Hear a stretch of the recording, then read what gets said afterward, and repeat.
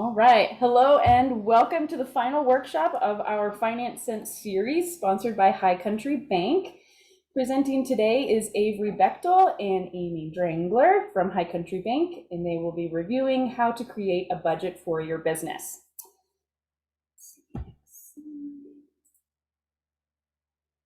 All right. Just quickly, the Central Mountain Small Business Development Center is part of a 15-center network across the state. We are in the center, that little yellow center, serving Chaffee Lake and Park counties. We are offering no-cost confidential consulting and free or low-cost workshops. If you missed any of the other Finance Series workshops, you can view them on demand on our website. I will be sending out a link for all of those at the end of this session as well, but we have many good workshops that we've presented on so far this year, so lots of good information, and you can access those on demand, so take your time and review them at your leisure. Let's see. I want to give a big thank you to High Country Bank for sponsoring this series. It's been elemental in having us having this information for everyone here. So thank you very much, High Country Bank.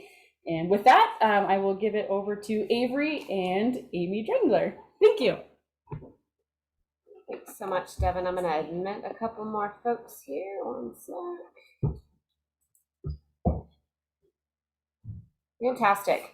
Again, I am Avery Bechtel. I'm a commercial loan officer at High Country Bank, and it's been a real pleasure being a part of several of these over the last 6 months. And Amy, I'll let you introduce yourself. Right. I'm Amy Drangler. I work at High Country Bank right now. I'm the commercial loan assistant, and I help in a variety of ways with commercial loans. Awesome.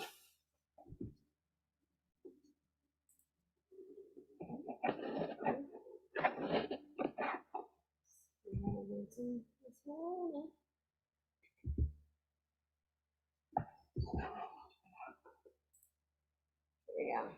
Perfect. Technical difficulties. Thanks for bearing with us.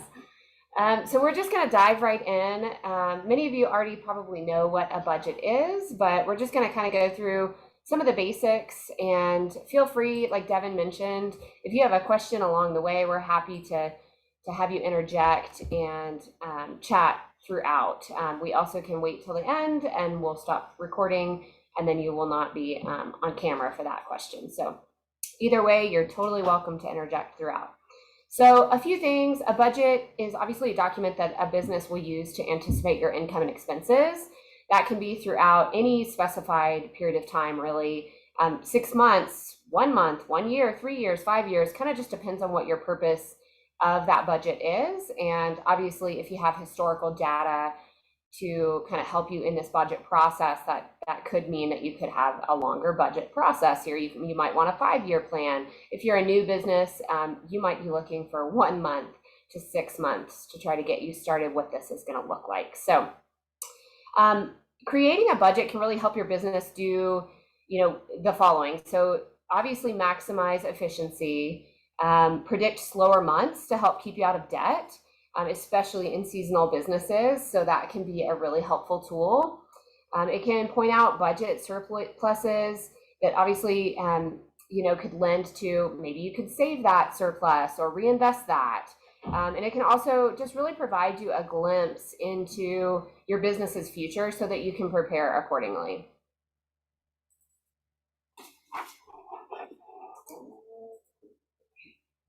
All right, we're just going to go over some steps to help you prepare a budget. Step 1 is really identifying and understanding the goals of your business. So some questions that I have on this slide are really just kind of getting you started about thinking what your goals might be. So do you need to control rising expenses? I know shipping costs are very, very high right now, so that might be something you're trying to control. Do you have revenue targets you want to hit? Are you thinking about your marketing campaign, and are you identifying how your leads are generated? Is it word of mouth, Google reviews? How can you create more leads to drive business to get those revenue targets that you need? And with advertising, do you think more advertising would be beneficial? If so, what types of advertising? What are the costs associated with that type of advertising? Radio versus newspaper. Do you need new technology or new building infrastructure? You want to get bids and figure out what those costs might be. Are you developing a new product line? And what are the costs associated with that? What is your anticipated revenue from that new line? Startups will just have different needs than businesses that have been operating for many years. Have you engaged in market research tools that can help you identify what's appropriate for your industry?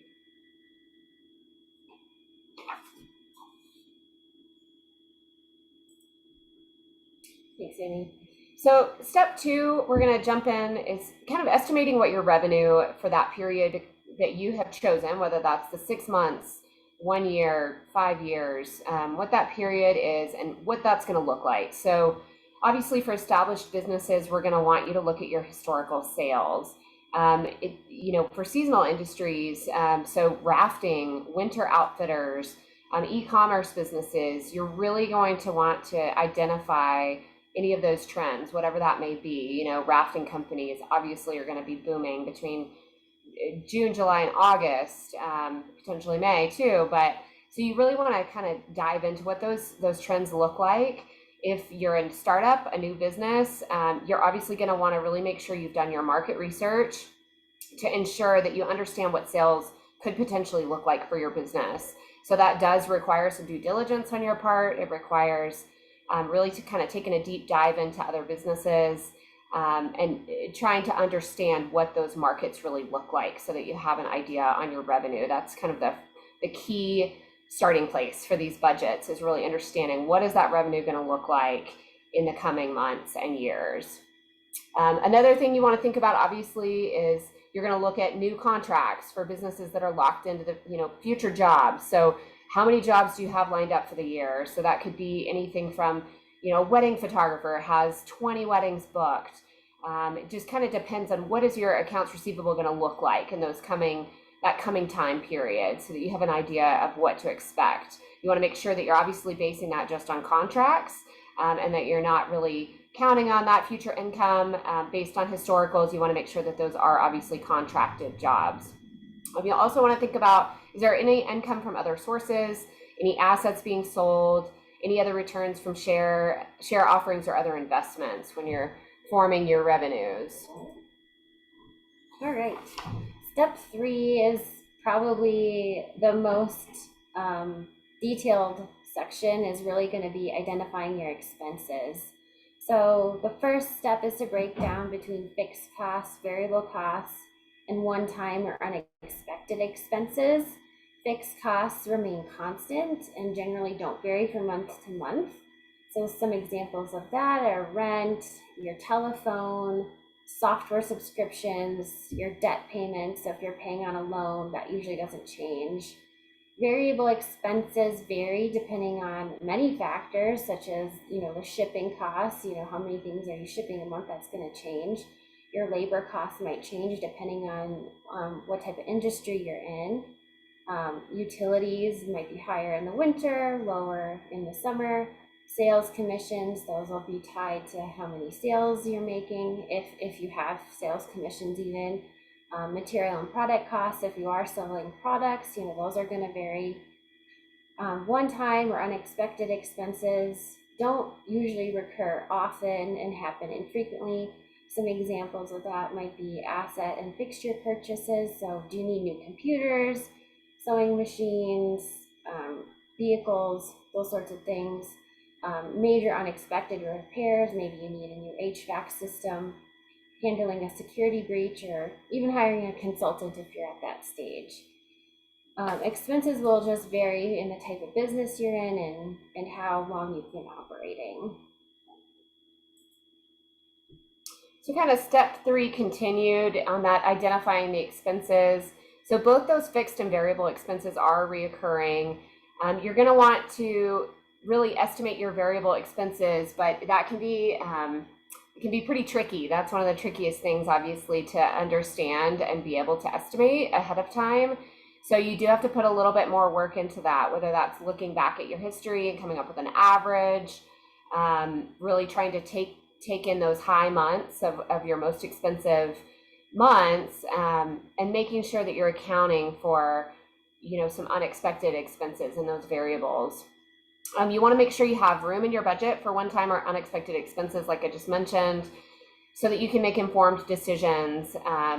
Really want to think about that, because that's something that can derail a budget very quickly. If you have, like Amy mentioned, an HVAC system that needs replaced, it can really, really derail things if you don't have a little extra room in there for unexpected, unwanted financial surprises. So if you're a new business, try connecting with similar businesses, see if they're willing to share pitfalls and offer any guidance on creating a budget and identifying expenses. In a town like Salida, where we live, it can be a great opportunity. Many community members here are really willing to share. It depends on if, obviously if you're in the exact competing industry, that could be a little challenging, but it's always worth asking to see if they have any feedback as far as offering what that looks like for them, what have been the pitfalls, what are some things that could offer some successes for you as you start that business. But obviously, being in the same industry would probably be more helpful. Yeah, exactly. If you're starting a restaurant and you'd rather talk to other restaurants. Yes, for sure. Yeah. All right, step 4. So once you've looked at your revenue and determined your expenses, then you can identify whether you're going to have a budget surplus or deficit. So if there's a budget surplus, is that sufficient to meet your targets? Did you include your salary in the budget, or are you going to be taking your profits after those expenses? Is that going to be enough for you to live on? So, identifying a budget surplus is just really going to depend if you've been operating a long time or if you're just going to start out. If you're just starting out, you might want to leave your salary out initially so you can, kind of scrunch your budget enough and really know what those expenses will be. It can take a little while to produce a profit when you're just starting out. If there is a budget deficit, can you reduce any expenses? Would advertising more help you make more money so there's not a budget deficit? Could you maybe reprice some of your product or services to be more competitive to drive sales? Maybe going back to the drawing board on your pricing, maybe could help your budget deficit.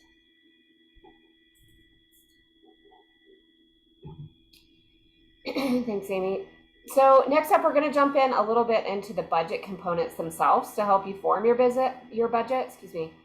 So you're going to first want to think about, are you going to have cost of goods sold? So if you're a restaurant, obviously that's a pretty key part of your budget. Or a retail store, inventory. Again, you have to buy the product for people to be able to purchase that. So that is a pretty key first line item that you need to be thinking about, is that cost of goods sold.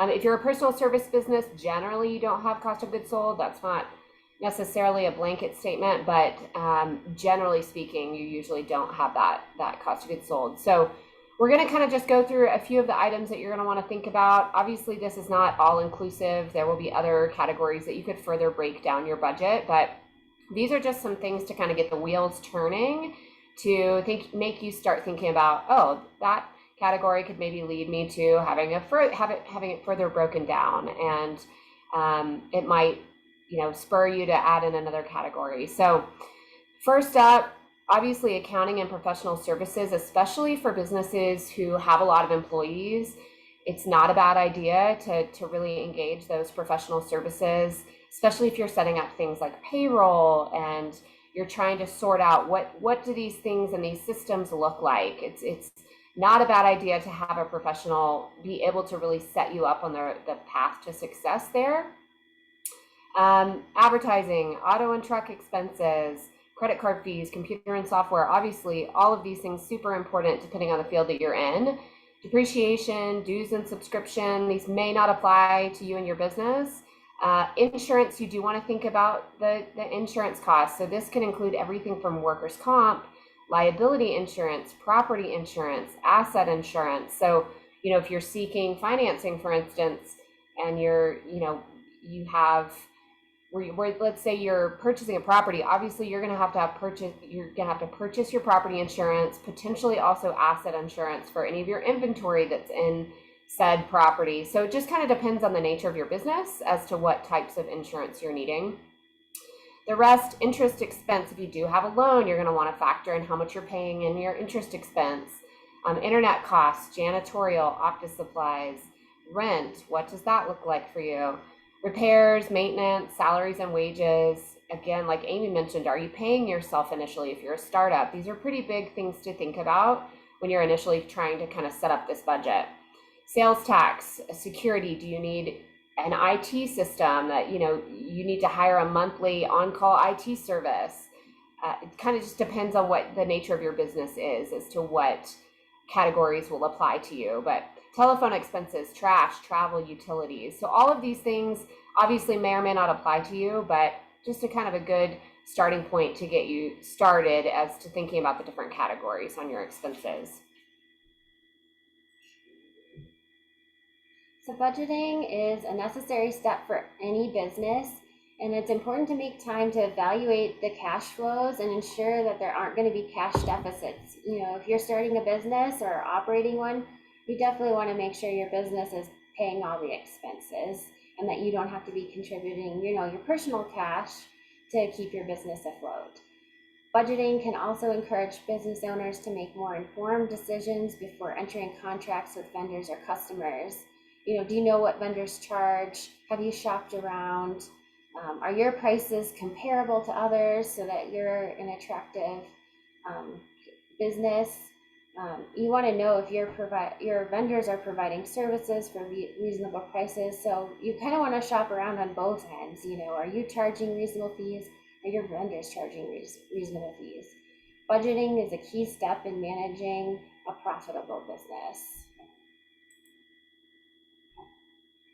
And the thing I'll add too on the budgeting, as you seek financing, if you are, budgeting is a key part of that as well. We have had other finance sense classes where we've dipped a little bit more into this, but things you're going to want to have prepared are a budget, a pro forma, all things that the SBDC can help in that process with, as well as, other hired professionals, sure.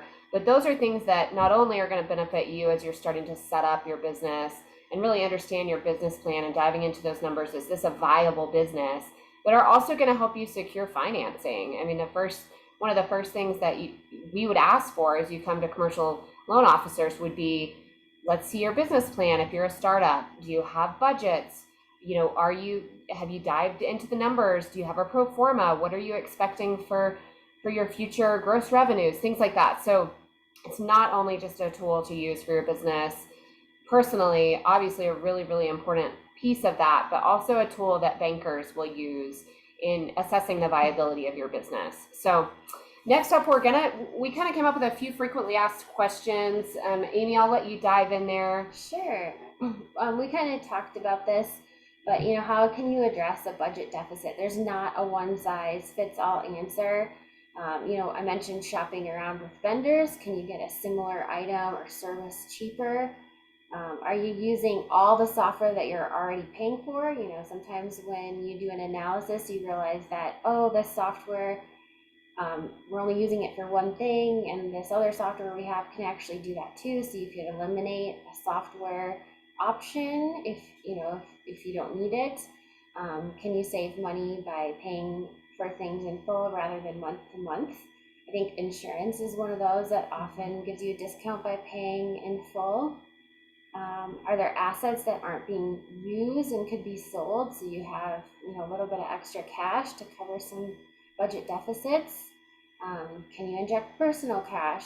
Sometimes you might have to when you're starting out and inject your personal cash just to get your business started and sustaining itself. I guess an option too, if you are seeing a budget deficit but you don't anticipate it to last too long, to tie it into our loans, we have like lines of credit that maybe could help you get through a little bit of a slump, especially if you're a seasonal type business. Yeah, definitely.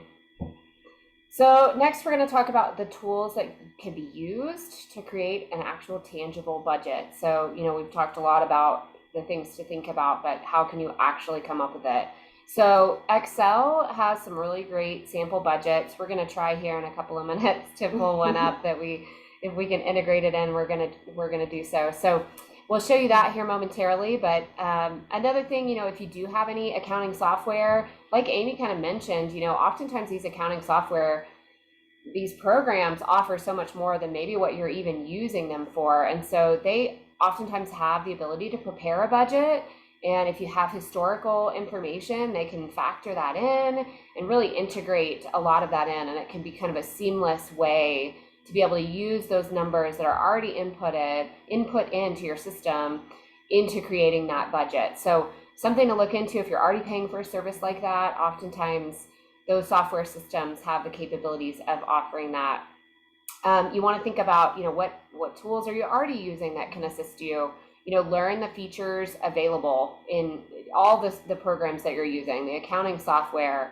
If you use anything for data that you're using, maybe you've already put all the numbers in you really need, but you're just not fully utilizing that program. So it's really a good, useful tool to dive in and really see what the features are of those programs. So, and there's also a ton of free training videos out there for accounting software. Say you have QuickBooks, for instance. There's tons of resources out there for whatever program that may be that you're using. They oftentimes have an FAQ page or a resource page that has how to do this, X, Y, and Z. And there's a lot of really great resources out there for that. How can I make time to budget properly? I'm sure, especially if you're just starting a new business, you're not going to have a lot of time to sit down and create a budget. But if you put an appointment on your calendar and stick to it, by reserving that time, you're more likely to accomplish things on your to-do list. So if you, say Wednesday at 11, you need to work on your budget, put it on your calendar and make sure you stick to it.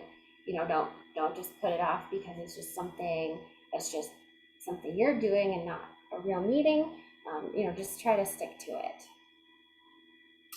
So who can help me create a budget? So the SBDC is a really great resource. They can help you with this as well as Proformas.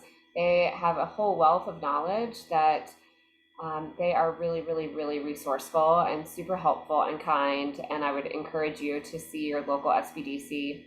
Ours is especially great. So you also can employ, the help of an accountant, depending on, or if you have a bookkeeper, those kinds of things. So kind of just depends on what your situation is, who you have available to you, but certainly worth pursuing an accountant, especially in those initial phases of how you're setting up your business and what does that look like for you? What's the best way to set up your payroll? What programs might make the most sense to integrate the most seamlessly through potentially your POS system and things like that. So certainly worth diving into the whole picture, not just one little bit of that, so that you can really make sure that you're integrating seamlessly. All right. And the last question that we kind of had was, should I update my budget more than once a year? So your budget is a plan for reaching your organization's long-term and short-term financial goals. You should monitor your budget definitely at least on a monthly basis, and you can compare your actual income and expenses to your budgeted figures to help you identify savings or shortfalls. You may need to consider adjusting your budget along the way, but if you adjust it too much, it might not achieve your goals. So you want to think about, how you're adjusting it if you do decide to adjust your budget. Awesome. We're going to try to pull up this Excel document and show you what we've got.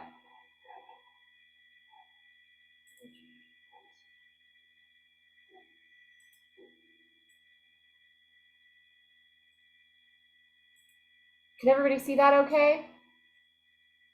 Awesome. Thanks, PJ. So this is just a sample budget that we just generated in Excel. Excel has lots of free templates that can kind of get you started. But you can see here there's some estimated income of $63,300, and then you type in your actual and it tells you the difference right away. and even with expenses, so it can, tell you what the differences are and where shortfalls are. And it can even give you percentages.